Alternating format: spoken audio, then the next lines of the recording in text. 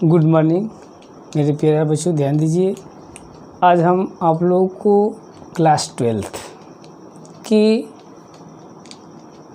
Lesson number 3 वैद्युत रसायन के बारे में जो है कि शुरू कर रहे हैं। वैद्युत रसायन जो है कि लेसन को शुरू किया जा रहा है, ठीक ना, जिसमें कि आप लोगों को आज हम 3 टॉपिक के बारे में बताएंगे। पहले तो बताएंगे कि वैद्युत रसायन क्या है, वैद्युत रसायन किसे कहते हैं।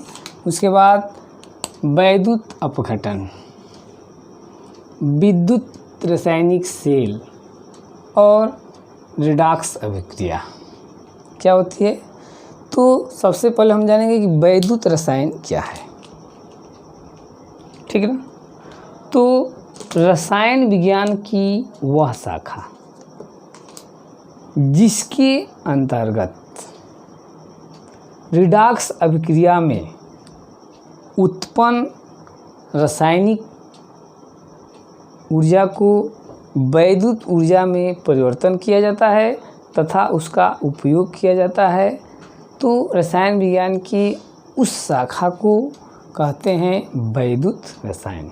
ध्यान से सुनिए, कह रहा है कि रसायन विज्ञान की वह शाखा जिसके अंतर्गत रिडॉक्स अभिक्रिया में उत्पन्न रासायनिक ऊर्जा को,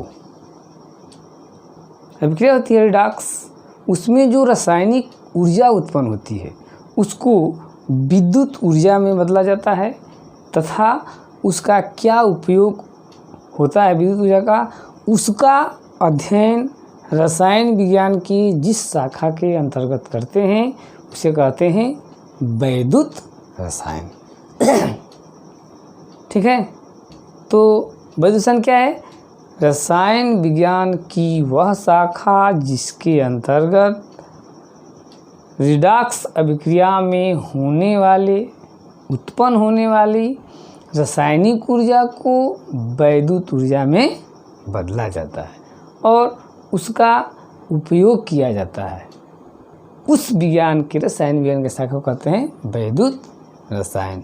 अब यहाँ पर एक जो है कि वर्ड आप लोगों के सामने आ रहा है, रिडॉक्स अभिक्रिया। ये शब्द आ रहा है, ठीक है ना। क्या है? तो रसायन विज्ञान में वह अभिक्रिया, रिडॉक्स अभिक्रिया वह अभिक्रिया है जिसमें ऑक्सीकरण और अपचयन दोनों क्रियाएं साथ साथ होती है। उस अभिक्रिया को रिडॉक्स अभिक्रिया कहते हैं, जिसमें एक पदार्थ का ऑक्सीकरण और दूसरे पदार्थ का अपचयन होता है। रिडॉक्स अभिक्रिया क्या है? यह अभिक्रिया वह अभिक्रिया जिसमें ऑक्सीकरण और अपचयन दोनों क्रियाएं साथ साथ होती है, ठीक है ना, जिसमें एक पदार्थ का ऑक्सीकरण होता है और दूसरे पदार्थ का अपचयन होता है, ठीक है ना। अब इसमें ये समझने की बात है भाई कि किस पदार्थ का ऑक्सीकरण होता है और किसका अपचयन होता है, कैसे हम पहचानेंगे, क्योंकि रिडॉक्स अभिक्रिया जानना जरूरी है। यदि इस लेसन को पढ़ना है तो हमें रिडॉक्स अभिक्रिया जानना जरूरी है। तो ये तो हम लोग कन्फर्म है कि रिडॉक्स अभिक्रिया क्या है, इसमें एक पदार्थ का ऑक्सीकरण होता है और दूसरे पदार्थ का अपचयन होता है। क्लियर है? लेकिन यह समझना हम लोग जरूरी ये है कि ऑक्सीकरण क्या है भाई। पहले हम ऑक्सीकरण समझेंगे। ऑक्सीकरण, इसमें समस्या ये जा रहा है कि हम किसे कहेंगे ऑक्सीकरण। तो वह अभिक्रिया जिसमें आयन, एटम या अणु इलेक्ट्रॉन को त्याग कर धन आयन बनाता है, उस अभिक्रिया को क्या कहते हैं? ऑक्सीकरण अभिक्रिया कहते हैं। ध्यान दीजिए, कह रहा है कि ऑक्सीकरण अभिक्रिया क्या है? तो वह अभिक्रिया जिसमें कोई पदार्थ आयन, मॉलिक्यूल्स या परमाणु इलेक्ट्रॉन को त्याग कर और क्या बनाता है? धन आयन बनाता है। ऐसी अभिक्रिया को हम कहते हैं ऑक्सीकरण अभिक्रिया। जैसे एग्जाम्पल में ले लीजिए, सोडियम है, Na+ बना लिया, मतलब कि एक इलेक्ट्रॉन को त्याग दिया, इसका ऑक्सीकरण हो गया। कॉपर है, 2+ बना दिया, मतलब कि 2 इलेक्ट्रॉन को त्याग दिया। जिंक है, Zn2+ बना लिया, मतलब कि 2 इलेक्ट्रॉन को त्याग दिया। तो अभिक्रिया जिसमें परमाणु, आयन, ठीक है ना, या अणु इलेक्ट्रॉन को क्या करते हैं, त्यागते हैं, ऐसी अभिक्रिया को कहते हैं ऑक्सीकरण अभिक्रिया, ठीक है ना। और दूसरी है अपचयन अभिक्रिया।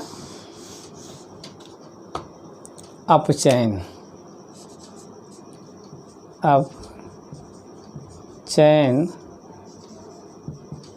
अभिक्रिया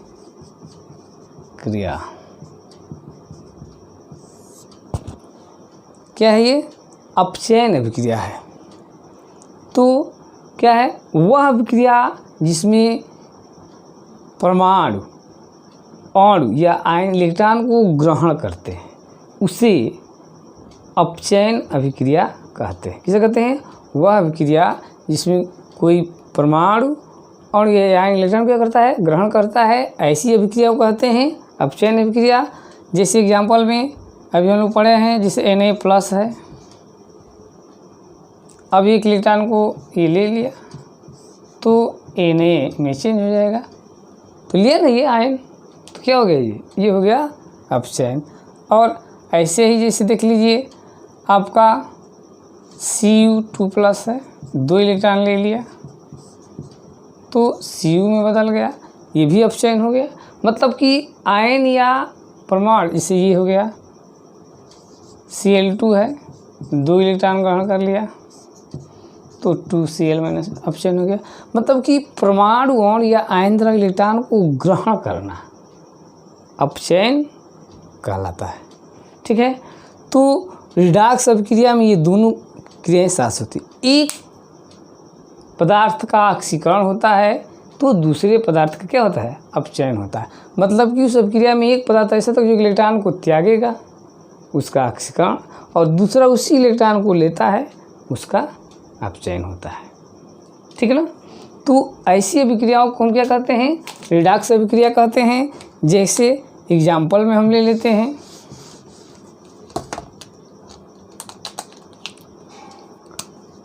अब ये जो है कि आपका विद्युत रासायनिक सेल है, ठीक है ना। इसमें कॉपर सल्फेट का सॉल्यूशन भर दिया गया है।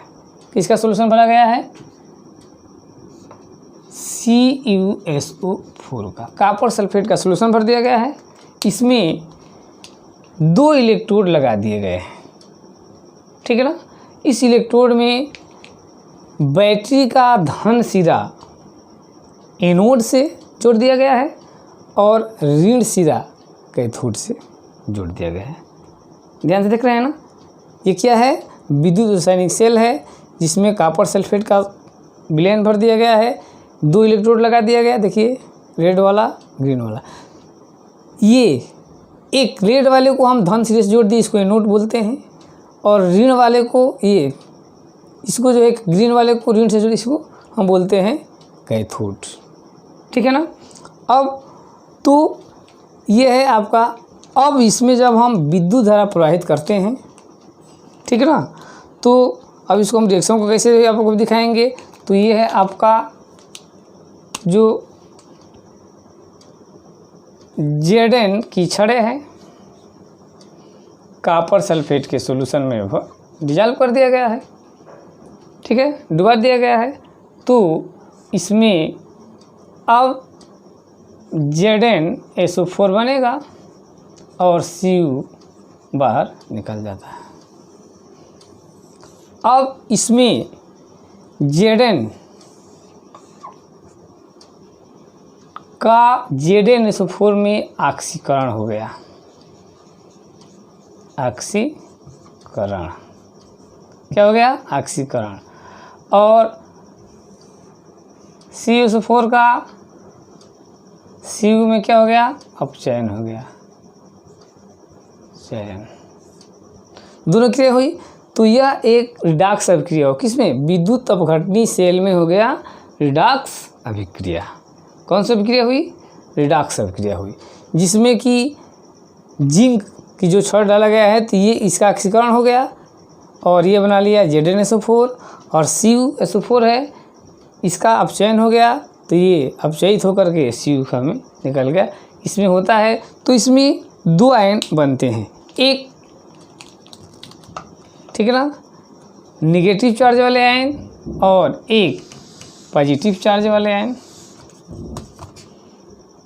अब होता क्या है कि जब विद्युत अपघटन से कॉपर सल्फेट है घोल दिया गया और विद्युत धारा प्रवाहित किए तो इसमें से 2 आयन बने। क्या बना? इसमें से 2 आयन बने, जैसे Zn बना, Zn2 प्लस और प्लस आपका 2 इलेक्ट्रॉन रिलीज कर दिया, ठीक है। इसका क्या हो गया? ऑक्सीकरण हो गया, ठीक है ना।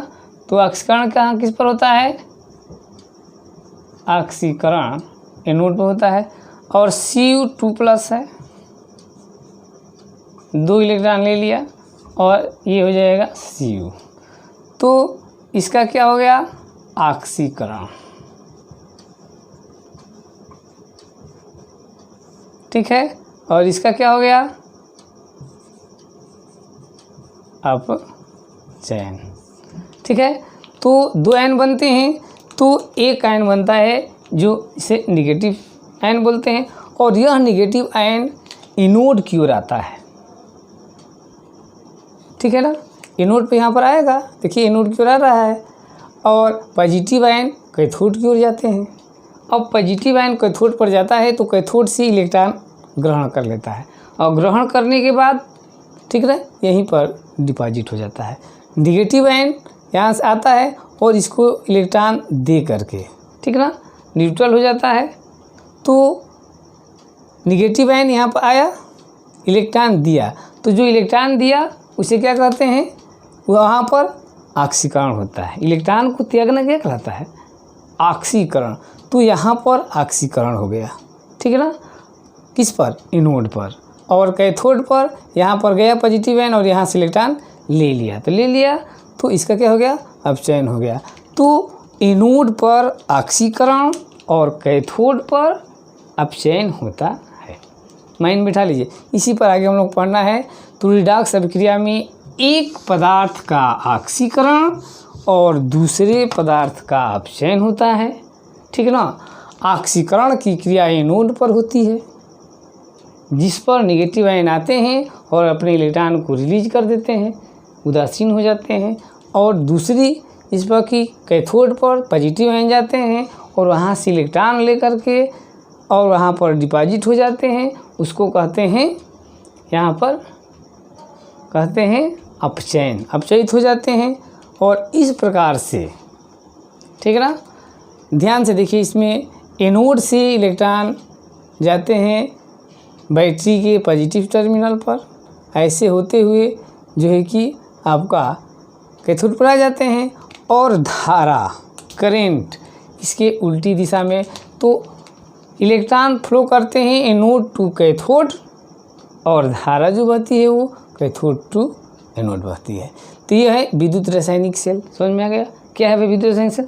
एक कंटेनर होता है जिसमें इलेक्ट्रोलाइट, मतलब कॉपर सल्फेट का या जिंक सल्फेट का या सिलोनेटेड का विलयन भर देंगे, 2 इलेक्ट्रोड लगा दिए, इलेक्ट्रोडों को बैटरी के प्लस सिरे से जोड़ दिए, इसको एनोड्स, निगेटिव टर्मिनल से जोड़ दिए, इसको कैथोड। अब जब हम इस घुलित विद्युत अपघट्य में विद्युत धारा प्रवाहित करते हैं तो इस पर रिडॉक्स अभिक्रिया होती है। इसमें मतलब कि वो डिकम्पोज हो जाता है, पॉजिटिव आयन कैथोड की ओर जाए, यहाँ पर जाकर इलेक्ट्रॉन ले लिए कैथोड से, उदासीन हो गए। एनोड पर निगेटिव आए, यहाँ पर अपने इलेक्ट्रॉन को त्याग दिए और यहाँ पर ऑक्सीडेशन हो गया। मतलब ध्यान में ये रखना है कि विद्युत रासायनिक सेल में कैथोड पर अपचयन और एनोड पर ऑक्सीकरण होता है। जैसे कि अभी हम एग्जाम्पल बताए थे आप लोगों को, तो सी यहाँ पर था Zn, तो Zn का Zn2 प्लस में क्या हो गया, ऑक्सीकरण हो गया। क्या हुआ, ऑक्सीडेशन। और ये किस पर होता है, एनोड पर, ठीक है ना। और Cu2+ है, 2 इलेक्ट्रॉन, इसका हो गया Cu में, इसका हो गया आपका रिडक्शन। ये कहाँ पर हो गया भाई, तो ये हो गया आपका एनोड पर, ठीक है। तो दोनों अभिक्रिया हुई और इससे जो ऊर्जा उत्पन्न होता है, ठीक है ना, उस रासायनिक ऊर्जा को विद्युत ऊर्जा में क्या कर दिया जाता है, बदल दिया जाता है, ठीक है ना। तो ये हो गया आपका विद्युत सेल, ये सेल देख लिए। रिडॉक्स अभिक्रिया के बारे में बता दिए। विद्युत अपघटन क्या है भाई, तो वह अभिक्रिया जिसमें विद्युत अपघट्य में विद्युत धारा प्रवाहित करने पर वह विपरीत आवेशित आयनों में टूट जाता है, उस क्रिया को विद्युत अपघटन कहते हैं। वह अभिक्रिया जिसमें क्या करते हैं, विद्युत अपघट्य के विलयन में विद्युत धारा प्रवाहित करने पर वह विद्युत अपघट्य प्लस और माइनस आयनों में टूट जाता है, अपोजिट आयनों में डिकम्पोज हो जाता है, विघटित हो जाता है। ऐसी अभिक्रिया को हम कहते हैं विद्युत अपघटन की क्रिया, जिसमें बने हुए विपरीत आवेशित आयन, धनायन और ऋणायन, धन आयन कैथोड की ओर जाते हैं और ऋण आयन एनोड की ओर जाते हैं। अब कैथोड की ओर धनायन जाएगा, वहाँ से इलेक्ट्रॉन लेकर उदासीन हो जाएगा, और ऋण आयन एनोड पर आता है, यहाँ पर इलेक्ट्रॉन दे करके उदासीन होता है। तो इस परिवर्तन को कहते हैं प्राइमरी परिवर्तन, ठीक। और जब ये आयन कैथोड पर जब जमा हो जाता है धनायन, तो उसको बोलते हैं द्वितीयक परिवर्तन। तो इस तरह से हम वैद्युत रसायन, वैद्युत अपघटन, वैद्युत रासायनिक सेल और रिडॉक्स अभिक्रिया के बारे में आप लोगों को हम बता दिए हैं, ठीक है ना। इसको थरोली जो है कि वीडियो को 2 टाइम 3 टाइम आप लोग ध्यान से सुनिए और जो भी बताए गए प्रोसेस को ऑब्जर्व कीजिए, ठीक है ना। तो आप लोग क्लियर होगा, क्योंकि इसी पर बेस्ट आगे जो है कि मतलब कि हम टॉपिक बताएंगे, समझ में आएगा। मेनली आप लोगों को रिडॉक्स अभिक्रिया समझना है क्या, और सेल का स्ट्रक्चर समझना है कि किस इलेक्ट्रोड पर ऑक्सीकरण होता है उसका क्या नाम है, और किस पर अपचयन होता है उसका क्या नाम है, ठीक है ना।